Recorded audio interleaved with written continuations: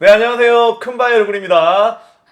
자, 오늘 게스트를 모시고 또 방송을 하게 됐습니다. 부모 교육 컨텐츠 제가 또 계속 하고 있는데요. 간단하게 자기소개 한 번만 해주세요. 사춘기의 아이들 둘을 키우고 있는 박자영입니다. 사춘기 아이 둘을 키우고 있다면 아이들이 지금 몇 살인가요? 혹시? 고등학교 1학년, 중학교 1학년에 지금 다니고 있어요. 이게 이제 결혼을 하고 이제 아이를 낳고 부모가 됐는데 네. 부모가 돼 보니까 좀 어떠셨어요? 저는 결혼하기 전에는 그 부모가 됐을 때 굉장히 나이스한 부모가 될 거라는 환상을 가지고 있었던 것 같아요. 내가? 네.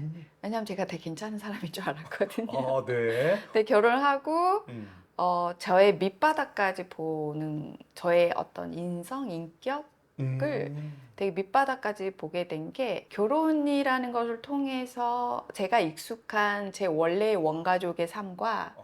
전혀 낯선 공간, 낯선 사람들과의 새로운 삶에서 저를 되게 더 정확히 볼 수 있었던 것 같고, 또 아이를 키우면서 그 육아 과정, 특히 어렸을 때 아이가 말이 통하지 않고 의사소통이 제대로 되지 않았을 때, 뭐 내 몸이 너무 잠도 부족하고 힘들고 여러 가지 그런 상황에서의 저의 어떤 바닥을 보게 된 거, 마주하게 됐을 때 되게 힘들었던 시기가 아이들 아주 어렸던 시기. 그쵸. 그리고 너무 아이들을 잘 안 키워봤기 때문에 몰랐던 시기. 제가 궁금한데 예. 나는 진짜 애들을 나이스하게 키울 수 있을 것 같다라고 아까 하셨잖아요. 네네. 그 이유는 뭐였어요? 제가 나름 이제 교육학이나 막 이런 분야의 전공자예요. 예. 그래서 교육에 대한 것만큼은 상담에 대한 것만큼은 그러니까 그러니까 사람에 대한 걸 너무 잘 알고 있다. 인간에 대한 부분들을 나는 많이 어린 나이에서부터 관심이 있었고 공부를 많이 했고 이제까지 관계 갈등을 크게 사회생활하면서 겪지 않았기 때문에 우리 아이들만큼 나 너무 훌륭하게 잘 키울 거야 라는 생각을 가지고 있었거든요. 근데 막상 우리 첫째를 키우고 거의 굉장히 민감하고 예민한 아이, 까다로운 아이를 키우면서 되게 그거를 제가 다 수용하지 못하는 저를 보면서 힘들었어요. 그러니까 내가 원하는 어떤 부모의 모습에 내가 미치지 못하는 미치지 것들을 못하고 느낄 때 내가 아이는 이럴 것이다 라는 그 환상도 있었죠. 아이들은 다 이렇게 잠도 잘 자고 깔깔 웃고 엄마를 기쁘게 해주고 이럴 것이라 나는 이 환상이 있었는데 너무 짜증나게 하는 거예요. 정신적으로 육체적으로 바닥을 본 거군요. 너무 짜증나게 하는 이 존재, 얘가 뭘까? 그 존재가 지금 보면서 어이없어. 근데 지금 우리 둘째는 보고 있는데 우리 둘째는 딸이에요.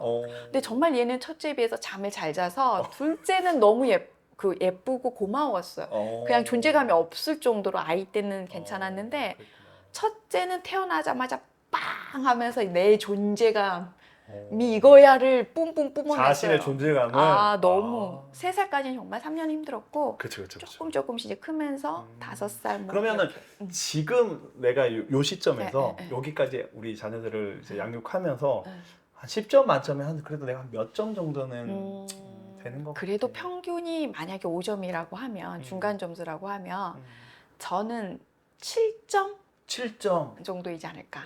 그럼 이제 남은 3점에 대해서 좀 이따 한번 얘기를 한번 해보고 네. 그러면 또 요거 뭐 좀 힘든 점도 얘기했으니까 또 좋았던 점 혹시 있으면 짧게 저는 그냥 저에 대한 가치 신념이 제 자율성이거든요.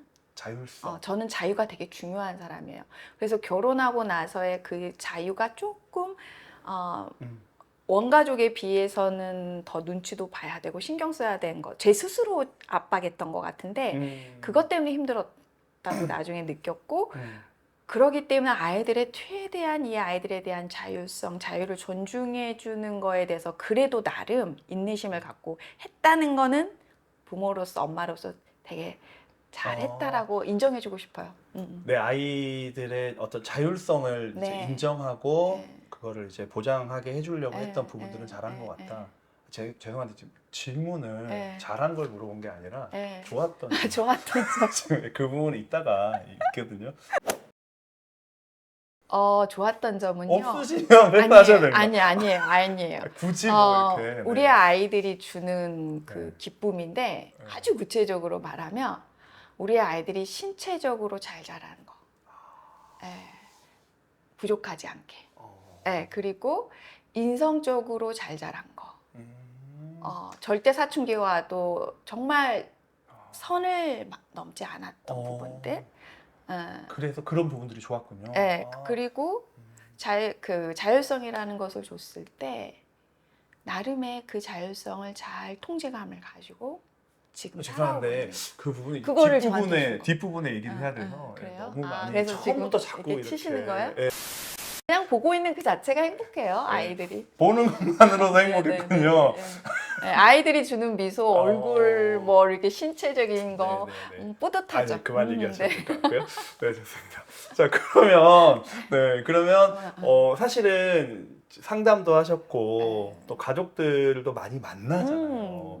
내 아이와 관련돼서 부분은 조금 제가 이제 뒤에 질문하는데 많은 가족들을 보시잖아요. 사실. 네. 그 보면서 많은 부모님들이 아이를 양육할 때 저런 부분은 참 안타깝다라는 부분들이 몇 가지 좀 있을 것 같아요.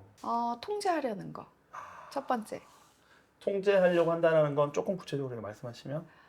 부모가 성향인 것 같아요. 근데 특히 이제 통제성을 가지고 있는 부모들, 또 그렇게 본인이 자라왔던 부모들, 또 직업적으로 통제를 하는 직업들이 있어요. 예를 들면 그쵸. 교사. 통제를 해야 자기 바운더리 안에 들어와 안정감을 느끼고 교육을 할 수 있는 이제 그렇게 어떻게 보면 후천적으로 훈련된 그런 직업군들, 그런 분들의 자녀들을 보면 억눌려 있는 부분들이 있죠. 또 하나는 공부를 강요하는 부모가 제일 답답하죠. 공부를. 그게 첫 번째인데 실은 이게 저는 공부를 강요하는 부모. 그것 때문에 사실은 우리 아이들이 많이 힘들어하는 부분이기도 한데 공부하라는 부분 두 번째. 마지막 하나만 더.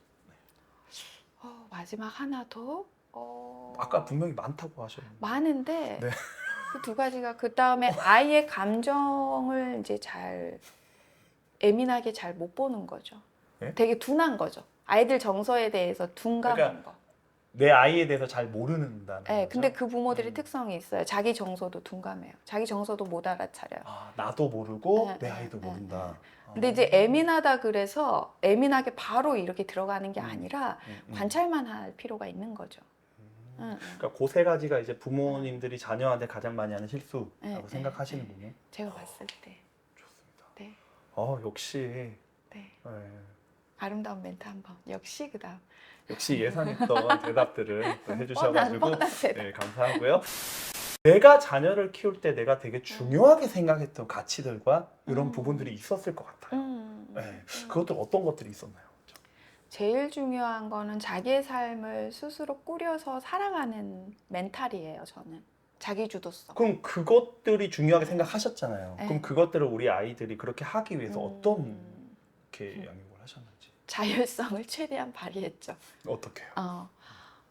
공부하라고 잔소리한 적 없고, 네. 아이들의 성적을 보지도 않지만 성적을 보고 화내거나 혼낸 적 없고, 그리고 오히려 아이들이 내일이 시험이다, 그래서 공부 스트레스를 받고 있다, 그러면 공부가 1순위는 아니야, 인생에서. 공부 중요하지 않아. 너가 최선을 다했으면 돼. 하는 이제 그런 한마디. 공부가 인생에서 중요한 게 아니다. 네, 전 진짜 중요하지 않아요, 애들이. 공부를 잘하는 아이로 키우고 싶은 마음도 없어요. 와, 그 마음을 사실 내려놓게 된 계기가 있으셨나요? 저는 일단 제가 충분히 공부를 하고 했고, 지금도 열심히 공부하고 있고, 저는 공부에 대한 부분이 욕구가 있어요. 근데 저는 있지만 제가 막상 공부라는 걸 해보니까 별거가 없어요. 공부가. 그러니까 이게 이제 보통 부모들이 공부를 시킬 때는 그 다음 너가 대학을 가고 그 다음 취업을 하고 너가 잘 살기 바래. 근데 그 잘 산다는 것에 대해서 좀 더 깊게 들어가 보면 경제적인 어려움이 없이 살길 바래. 맞아. 요거인 거죠, 핵심이. 맞아요. 근데 공부가 왜 또 공부를 잘한다고 꼭 경제적인 거나요? 전 제가 공부를 나름 열심히 하고 지금 가방끈도 긴데, 그리고 계속해서 지금도 공부를 하고 있는데 끝없이 평생 학습을. 저 경제적으로 잘 살지 않아요. 그래요? 네. 있어 보이시는데. 아니에요. 안은 텅 비었어요. 통장은 저는 항상 그렇지만 그럼에도 불구하고 부족하다고 생각하지도 않고 넉넉하다고 생각하지도 않아요. 아, 그러니까 예, 내가 살아보니까 예. 공부보다 훨씬 중요한 가치들이 너무 많기 때문에 네. 그걸 깨달으셨군요. 네. 그리고 제가 이제 저는 그래서 아이들에게 되게 중요한 건 미래를 봐. 너네는 과거를 살았던 엄마의 삶도 아니고 학교에서 가르치는 부분은 과거에 많이 매여 있어. 그러면 현재도 아니고 지금은 현재인데 미래를 봐. 미래는 굉장히 빠른 속도인데 미래 교육이 그래서 부모들한테 되게 필요하고 저는 부모 교육 가면 미래 교육 공부에 대해서 물어봐요. 뭘 알고 계시냐고. 이제 그런 걸 물어보는데 과연 부모는 미래 교육을 하고 있느냐, 아이에 대해서 진로 교육이나 방향성을 제대로 제시하고 있느냐를 저는 항상 물어보거든요.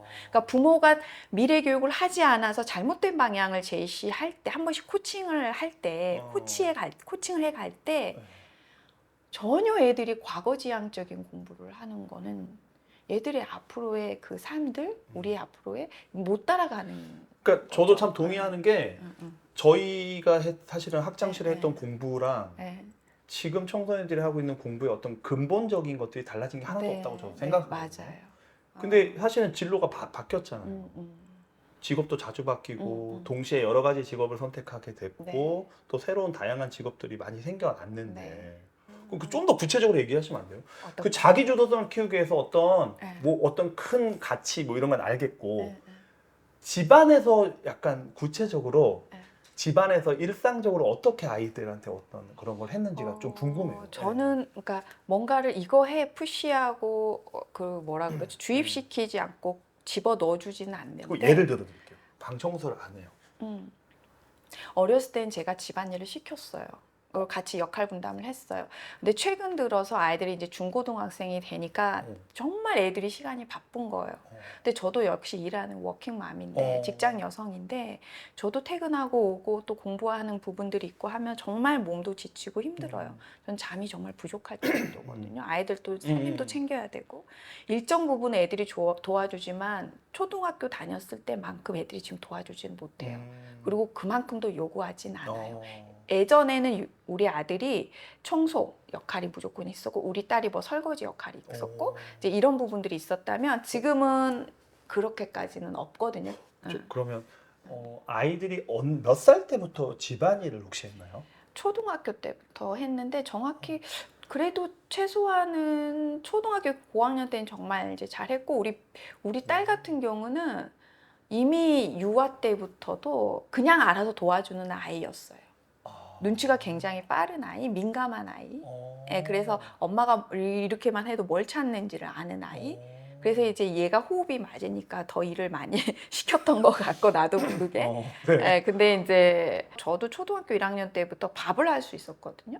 엄마 아빠 직장 생활하고 저는 막내고 언니 오빠는 이제 더 바쁘잖아요. 제가 제일 일찍 오니까 학교에서 오면 저녁밥을 제가 했어요. 초등학교 1학년 때요? 네. 어쩔 때 안 하면 혼날 때도 있었고, 그리고 집에 이제 오면 설거지가 안 됐으면 누군가는 먼저 본 사람이 항상 하는 건데 제가 가장 먼저 집에 오니까 그때부터 당연한 거였던 거예요. 저 이게 되게 중요하다고 생각해요. 왜냐하면 대부분의 아이들은요 집안일을 안 해요.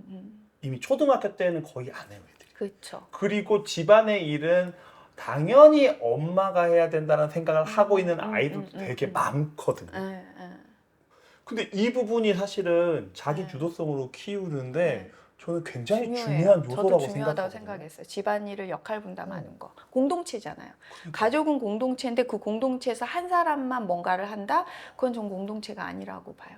저는 그래서 사실은 위대한 내 아이로 키우는 방법 중에 하나가 뭔가 위대한 교육을 하는 게 아니라 어렸을 때부터 이런 사소한 어떤 그런 부분들이 저는 되게 중요하다고 생각하는데 본인도 1학년 때부터 밥을 했고 지금의 자녀들도 초등학교 때부터 집안일을 같이 했군요. 근데 그때는 왜 안 했을 때 혼날 때는 억울했어요. 그러니까 그것만 안 했으면 그게 되게 전 긍정적인 걸로 생각하니까 아이들한테 그걸 대물림하고 있는 건데 그게 주는 그때는 내가 밥을 잘해 막 내가 설거지를 잘해 이런 생각 못 했는데 그때 자연스럽게 돼왔던 게 나의 삶에서의 되게 센스가 키워지고 그 다음에 유능감을 키워주는데 도움이 저는 됐다고 확신해요. 저는 사실은 지금 이제 아이들 인터뷰를 한번 먼저 했잖아요. 근데 이제 이 친구들이 했던 얘기가 되게 저 지금 마음에 남아 있는 얘기가 있어요. 어떤 거? 엄마 아빠가 엄청나게 도움을 줬대요. 네. 근데 어떤 도움을 줬니? 그 얘기를 했더니 가만히 뒀대요. 그 저는 왜 이 지점이 왜 중요하다고 생각하냐면 사실 전 그게 가장 힘든 거라 생각하거든요. 맞아요. 기다리는 게. 맞아요. 어떻게 가만히 둘 수 있었고 참을 수 있었고 기다릴 수 있었어요? 돌을 닦아야 돼요. 대부분의 것들 정말 엄마들이 화내지 말아야 될 것들. 저는 일상적인 거에 뭔가 부분은 혼을 내는 경우가 있지만 아이들이 직접 하는 성취하는 부분들 있죠. 네네. 애가 해가야 될 부분, 공부가 됐든 뭐 운동이 됐든 뭔가 수행해야 될 부분에 있어서는 화내지 않아요. 일상적인 공동체 안에서의 이게 제일 되지 않았을 때는 조금 화가 나고 혼낼 경우가 있지만 아이들이 각자가 맡아서 자기 삶을 꾸려나가야 될 부분들에 정말 성취하고 느끼는 것들이 있죠. 자기 과업이라 그래야 되나? 그러니까 자기 삶, 자기 삶, 과업. 그러니까 삶도 뭐 과업. 공동체 안에서 하는 것도 삶이니까 자기 과업, 과제 그거에 대해서는 최대한 그 아이들이 자율성을 갖고 자기 스스로 통제감을 가지고 조절 능력이 키워질 수 있도록 하는 건데 자칫 잘못하면 이렇게 하면 자기 주도성은 방임한다고 생각할 수 있는데 그거 아니에요. 저는 엄청나게 예민한 사람이에요. 상담을 하고 교육을 하고 했던 사람이라 보여요. 그냥 이렇게 딱 들어오면 한눈에 쫙 보여. 네, 스킨이 돼버린 사람이에요. 너무. 그러니까 딴 사람은 오히려 못 보는 걸 저는 굉장히 예민하게 보는데 그 예민하게 보임에도 불구하고 관찰만 하지 내려놔요. 말하지 않아요. 그래서 도 닦아야 돼요. 근데 애들은 이걸 몰라요. 말한 적도 없고. 근데 이제 이런 부분들을 인내하고 참는 거죠. 그러니까 그게 사실 안 되거든요. 그러면 본인만의 참는 방법 혹시 좀 소개해 줄 수 있어요? 이게 쫙 스킨이 되잖아요. 집에 들어오고 이렇게 보는 순간 얘가 막 게임만 막 올인하고 있고 하는 순간 저는 제 시간에 몰입해요. 그게 집안일이 됐든 책을 읽든 제 공부가 됐든 뭐 요즘엔 넷플릭스 영화를 보든 제 삶의 제 취미를 저는 가지고 각각의 공간에서 저희는 이제 거실에서도 있지만 주로 각자 자기 방에서의 삶을 굉장히 공간을 되게 소중하게 저는 생각해요. 그러니까 엄마 공간이야라는 게 저는 어렸을 때부터 있었어요. 지금 궁금한 게 아빠 공간도 있나요? 아빠 공간 또 다른 곳에 저쪽에 지금 계시는데요. 다른 집에. 다른 집에 산다고? 저는 공간에 대한 쉼, 그 공간에 대해서 아이들의 창의성, 공간 안에서의 그러니까 많은 사고들을 한다는 걸 믿거든요. 근데 사춘기 때 저 가끔 이런 얘기 하시는 분 정말 많이 만났는데 방문 닫고 들어가는 거 너무 싫고 방문 잠그면 너무 화가 난대요. 그렇죠. 어떤 분은 심지어 문짝을 뗐어요. 맞아요. 아이가 자꾸 문을 잠그고 들어가니까. 맞아요. 저도 들었어요. 제가 너무 깜짝 놀랐어요. 우리 아이가 무엇을 하는지 다 스캔이 돼야지만 직성이 풀리는 부분들이 있더라고요. 네, 그래서 이제 저는 그거에 대한 코칭을 할 때 진짜 그거는 큰일 날 일이에요. 되게 위험한 거예요. 아이에 대한 존중감이 1도 없는 거고 아이에 대한 존중감. 그러니까 자기 부모가 결국엔 자기가 그 불안이 어디서 오냐면 부모 두려움부터 오는 거예요. 보이지 않는 곳에 제가 도대체 뭔 짓을 하고 있을까인데 그치. 신뢰가 없는 거예요. 그치. 못 믿는 거지. 네, 저는 아이들에 대해서 우리 아들에 대해서는 솔직히 얘네들이 어떻게 앞으로 인생을 꾸려갈지 그리고 지금은 내가 보지 않아도 어떤 친구 관계, 어떤 학교 생활, 어떤 삶을 살지가 저는 솔직히 신뢰를 100%예요. 너무 잘 살 거라다. 그게 도덕적으로. 어떻게 그렇게 신뢰가 돼요? 그냥 믿어요. 그냥 믿는 거예요. 나도 이렇게 자랐어. 굳이 부모님이 나를 막 이렇게 5남매를 키우니까 머리가 얼마나 보셨겠어. 정신 없으셨죠? 그럼에도 불구하고 내가 알아서 살았어. 터치하지 않아도 알아서 도덕성을 가지고 살았어. 이제 이런 부분들. 근데 오히려 터치하는 순간에 그게 이제 약간 좀 삐뚤어져 볼까? 이런 게 생겼었거든요. 저도 사춘기 때. 그걸 너무 잘 아니까 그래 끝까지 믿어주자 이왕 믿는 거. 그리고 왜 믿냐면 내 새끼잖아. 내 자녀잖아. 내 자녀니까 내가 믿어줘야지가 있는 거예요. 그러니까 내 새끼기도 하고 응. 우리 아이들이 잘 살 거라는 그 응. 힘을 갖고 있다고 믿는 거잖아요. 네, 그냥 그러니까. 그리고 믿어주고 믿으면 된다라고도 생각해요. 아이들도 그 엄마 아빠가 나를 믿어준다라는 그거를 알아요. 받기를 되게 애들이 그리고 원하더라고요. 알아차리더라고요. 저 그래서 깜짝 놀랐어요. 음. 저희 딸이 초등학교 5학년 때 제가 어떤 이제 과제 때문에 질문을 해야 돼서 비손, 엄마는 어떤 사람이지? 질문을 했어요. 그 문항 그대로. 그랬더니 우리 엄마? 엄마는 특별한 엄마지? 바로 딱 그러는 거예요. 그래서 왜? 그랬더니 그 다음 말이 너무 감동이었어요. 뭐예요? 엄마는 우리를 전적으로 신뢰하잖아. 초등학교 5학년 때 애가. 저 눈물이 핑 돌았잖아요. 아, 아는구나. 근데 눈물 안 흘리셨죠?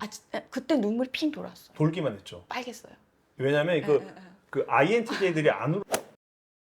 그래서 내가 노력하고 애쓴 게 애들이 알아주는구나. 내가 직접 대고 말하지 않아도. 그 신뢰감. 부모와 자녀 간에 첫 번째 가져야 될 게 그 신뢰감. 그런 아이들이 믿어주면서. 자기 주도적으로 살 수 있다. 그래서 이 방문을 네. 열면 안 되겠네요. 저는 아이들이 닫든 잠그든 뭐 열어놓든 전혀 노터치. 저도 때론 제 방을 닫고 내 공간이 소중하듯이. 그렇군요. 나는 이것만큼은 애들한테 꼭 하나는 배웠으면 했다. 또 그런 것들을 좀 이렇게 제안했던 것들이 혹시 있나요? 있죠. 어떤 거죠? 저는 그렇죠? 공부는 강요한 적 없지만 운동은 강요하진 않았지만 해볼래? 권했어요. 근데 그 운동도 나름의 저는 생각하고 아무거나 이거 해볼래가 아니라 첫 운동을 저는 아이들한테 탁구를 권했어요. 탁구? 네. 네. 초등학교 때 둘 다. 네. 그래서 둘 다 탁구를 했어요. 근데 탁구가 주는 저는 장점들이 있었어요. 어떤 장점들이 있었죠? 일단 쉽게 부상당하지 않는다는 거. 다치지 아이들이 않는다? 운동을 처음에 시작하는 일생에서 시작하는 운동인데 어떻게 보면 공식적으로 시작하는 신체가 다치면 더 이상 운동에 대한 부정적인 생각들이 들어올 수도 있고 저도 아이들이 다치는 게 싫었고 그 다음에 두 번째는 혼자 하기보다 항상 둘 이상이 함께 해야 된다. 그러니까 상호 이렇게 소통을 하는 거죠. 말을 굳이 하지 않아도 그리고 협력이 이루어져야 되는 운동이라는 거. 그다음에 아주 공이 작잖아요. 저 탁구 칠 줄 모르거든요. 근데 이제 공이 작은데 그 공에 대해서 굉장히 작은 공을 가지고 한다는 것이 쉽지 않은 거예요. 저는 그래서 잘 못하는데 굉장히 집중도를 높일 수 있다는 그렇죠. 거. 이제 크게 그 세 가지가 강점이어서 탁구를 시작하게 된 거예요. 그러면 그 탁구를 시작하게 되는데 운동이 아이들한테 어떤 좀 좋은 영향을 준다고 생각하시죠? 신체 단련을 일단 하는 게 저는 신체와 몸은 이렇게 결합되어 있는 신체가 몸 아닌가요? 신체와 정신. 지금 제정신이 아니에요. 신체와 정신이 이렇게 결합되어 있고 하나라고 봐요. 근데 보통 이게 정서적으로 힘들면 정서 치료만 들어가는데 저는 그거 아니거든요. 대부분 정서에 어려움이 있는 애들이 신체에 대한 부분을 단련이 안 된 애들이라고 저는 생각해요. 그러니까 어렸을 때부터 신체 단련이 잘 된 아이들은 굉장히 멘탈이 강하다고 생각해요. 신체가 단단하면요, 정서는 굉장히 단단할 수밖에 없고, 그게 이제 운동으로 잘 다져온 얘들은 자신감도 있고요. 운동을 못하는 아이들보다 훨씬 자신감도 있고, 신체가 건강하니까. 항상 컨디션이 괜찮으니까. 그 다음에 자기들이 이제 호르몬이라는 게 사춘기 때는 어쩔 수 없잖아요. 그렇죠. 호르몬 작용이 막 해서 내 감정 리듬이 기폭이 심할 때 어떻게 스트레스를 푸는 걸 알아요. 그 운동을 늘상 좋아하고 하기 때문에 운동하면서 풀리는 그 경험들을 해보는 거.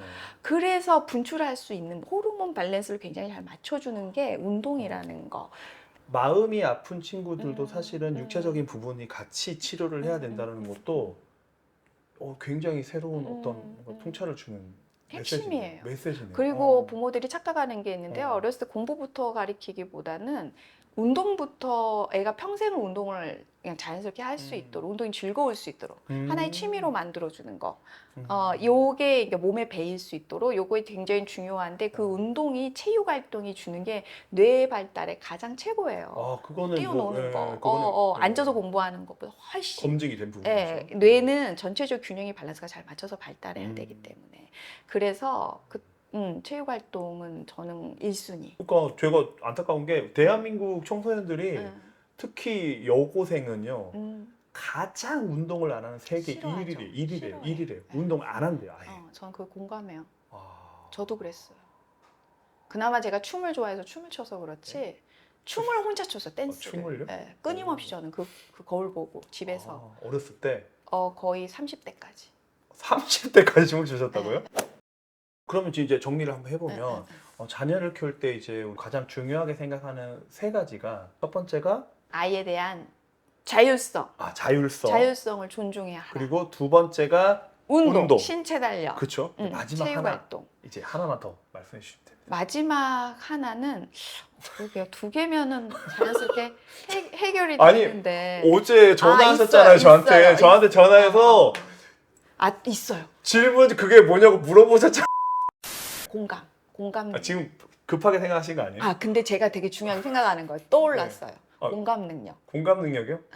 제가 사회생활을 해보니까 공감 능력이 있는 사람과 공감 능력이 떨어지는 사람이 있어요. 약간 아닌 것 같은데요? 왜요? 뭐지? 예, 그런데요? 근데 왜냐면 네. 우리가 인간이 네. 잠깐 제가 네. 인간이 제일 중요한 게 뭐 같아요? 인간의 삶을 살아가는 건강해요. 아니, 그러니까 건강하게 살려면 결국에 제가 질문해도 되죠 이렇게 네. 건강하게 살려면 네. 뭐 건강하게 같아요? 살려면 이제 뭐 행복하게 살려면 의사소통이 잘 돼야 되겠죠. 의사소통이 잘 되는 건 곧 뭐죠? 이제 건강 관계예요. 관계. 예. 근데 관계가 잘 성공적이려면 네. 관계가 잘 되면 만사가 형통할 수 있는데 네. 관계가 잘 되려면 공감이 돼야죠. 그러니까 중요한 게 뭐냐면 지금 그건 이제 강의가 아니라 아니 진짜로. 어머니께서 아이들을 키울 때 가장 공감 능력. 공감 능력. 그래도 우리 아이들이 공감을 잘 하는 편이에요. 잘하는. 다른 애들에 비해서. 근데 아까 제가 인터뷰를 할 때는 두 사람은 전혀 대화를 하지 않는다고 하는데요. 대화를 안 해도 마음 안에서 이제 예? 공감하는 건 있을 텐데. 대화를 하지 않고 근데 공감을 한다는 건가요? 공감은 계속해서 키워지는 거예요. 네. 근데 우리 아이들이 완성체는 아직 아니고 가는 과정인 거고 제가 왜 이렇게 웃어? 세 번째 이유 맞나요? 근데 급작스럽게 생각하는 거. 급작스럽게도 생각했는데 평소에 중요하게 생각하는 거. 중요하게 아니면 질문이 그게 아니라 그 어머님이 아이들을 자기 자율성을 가지고 자기 주도성을 너무 이제 그 부분을 중요하게 생각해서 그렇게 양육했잖아요. 두 번째 운동을 너무 중요하게 생각해서 그걸 그렇게 했잖아요. 그거를 이제 세 번째가 또 뭐가 있는지 물어본 거잖아요. 도덕성. 앞으로의 중요하게 생각하는 거 말고요, 지금. 도덕성. 예? 도덕성이에요, 그럼. 도덕성이요? 도덕성. 이제 급하게 생각. 진짜. 중고등학생들하고 이렇게 상담을 하거나 코칭을 할 때 이 아이들이 너무 자기 현실을 아는 거예요. 중고등학생이 되면. 네네. 뭐가 부족하고 뭐가 딴 애들하고 비교가 되니까. 그리고 어제 저희 딸도 그 얘기를 했거든요. 자기가 다른 애들에 비해서 애들이 수학 100점을 맞으면 자기 100점 못 맞는데요. 이것도 나는 그닥 잘하지 못해. 그림을 잘 그리는 편이거든. 우리 딸이 색감도 좋고 특별히 배운 적은 없지만 근데 진짜 더 잘 그린 애들이 또 있잖아요. 그렇죠. 그러니까 나는 여기에서도 그렇게 잘하는 게 없어. 이렇게 이제 자기 현실과 마주하거든요. 그쵸. 직면하게 되는 거예요. 그때 너의 고유성 특별해 이렇게 교육을 받아올 때 막상 현실을 딱 보면 무너지는 거예요. 멘탈이. 난 특별하지 않구나 이렇게. 근데 거기서 또 계속 너 특별해 하면 걔가 헤어나오질 못해요. 아는데 거기에 대한 부담감도 힘듦이 있어. 그래서 어떻게 헤쳐나가야 되지가 안 되는 거예요. 결국에 굉장히 멘탈이 약해져요. 그래서 중요한 건 뭐냐면 너가 앞으로 살아갈 때 실패하기도 하고 너가 딴 사람보다 부족하기도 하고 모자라기도 한 거를 그럴 수 있어. 앞으로 그럴 거야. 근데 누구나 그래. 그런데 그럴 때 너가 어떻게 너가 좋아하는 거 원하는 거 원투와 그 다음에 좋아하는 거를 찾아서 행복하게 살 수 있지 요를 찾아가면 돼 라고 해주는 그 안내자 역할을 좀 해줘야 된다는 거. 어렸을 때. 그러니까 이게 어렵게 찾아냈어요 지금. 어렵게 굉장히 좀 어렵게 뭐를 어렵게 찾아? 세 번째. 네네. 세 번째가 그 안내자 역할을 해줘야 된다. 중간중간 코치 역할을 해줘야 된다는 맞아요. 거죠. 격려자. 네. 그 말하니까 생각나는데 저는 아이들이 발달 단계가 있잖아요. 그렇죠. 근데 부모는 아이 어렸을 때 양육 단계에 거의 머물러 있는 부모들 많이 만나거든요. 그쵸. 아이가 중고등학생이어도 컸는데도 계속 불구하고. 양육 단계, 유아에 있어야 되는 6, 7세. 근데 유아일 때, 초등학생일 때, 중고등학생 때, 대학생 때, 성인일 때 이때 아이들의 성장 발달이 잘 되길 바라잖아요. 근데 부모는 그 발달 단계에 따라서 부모 발달이 없는 거예요. 그렇죠. 근데 그 부모가 그 아이의 발달 단계에 따라서 부모도 성장해야 되거든요. 그렇죠. 발달 단계가 있어요, 부모도. 부모도 발달 단계가 있나요? 그거에 대해서 공부도 하고 본인이 성숙해져야 돼요. 고민하고. 나는 이 아이가 지금 사춘기면 나는 어느 수준의 발달 단계에 있어야 되지를 실은 고민해야 돼요. 그래서 찾아야 돼요. 자기만의 색깔을. 부모의 색깔을. 우리 아이에게 맞게. 저는 무슨 색깔인가요? 모르죠. 어떻게 해요? 저는 지금 네. 우리 아이들이 중고등학생 사춘기니까 어떤 역할이 돼야 되냐면 코치 역할이 맞아요. 세 번째는 그렇게 코치 역할. 지금 부모가 그러니까 부모의 코치 역할을 해야 된다. 부모가 아이들 발달 단계에 따라서 네네네. 부모의 발달 단계에 맞춰서 가야 된다요. 코치 역할만 계속 하면 안 돼요. 부모의 발달 단계가 몇 단계가 있고 뭐가 있나요? 아이에 따라서 틀리겠지만 굵직굵직하게 가야죠. 아이가 유아 때는 양육. 네. 양육을 잘하는 게 양육 단계. 돌봄을 잘하는 게 그쵸. 중요하죠. 초등학교 때는 뭘 잘해야 되죠, 애들한테? 애들은? 격려자 역할을 해야 돼요. 아, 여러분 초등학교 때는 잘한다 격려자 역할을 해야 된다는 거죠. 그때 그렇죠. 많은 걸 도전하니까. 자, 중고등학교 때는요? 중고등학교 때는 코치 역할인 거죠. 그럼 대학 성인이 됐을 때는? 계속 코치 역할을 하는 그러면 지금 부모의 어떤 3단계 역할이 양육자 역할, 격려자 역할, 코치 역할처럼 이렇게 부모도 성숙해져야 된다. 오늘 이제 부모 교육 이렇게 내가 아이를 양육하면서 또 과거의 어떤 생각들 또 정리해서 여러 가지 얘기하셨는데 좀 어떠셨어요? 정리도 되고 저 스스로한테 일단 먼저 칭찬하고 싶은 거는 네네. 그래도 엄마로서 최소한의 그 부모로서의 철학을 가지려고 애를 썼다는 건 칭찬하고 싶어요. 내가 부모로의 철학을 갖고 철학을 가지려고 갖고 그 철학 교육관을 가지고 아이들을 교육했다는 부분 그리고 내 방향성이 틀리지 않았다는 거에 대한 부분을 칭찬해주고 싶고요. 그럼에도 불구하고 난 여전히 지금의 우리 아이 고등학생, 지금의 우리 딸의 중학생의 그 부모는 또 태어나서 처음인 거예요. 그렇죠. 처음인 거기 때문에 100점은 없어요. 그래서 아까 제가 7점, 10점 만점에 7점 정도라고 했는데 여전히 저도 성장해야 되고요. 끊임없이 공부해야 되는 엄마인 거예요. 참 제가 오늘 인터뷰하면서 느끼는 점이 참 배울 점이 많다. 감사합니다. 그리고 소개해드리고 싶었어요.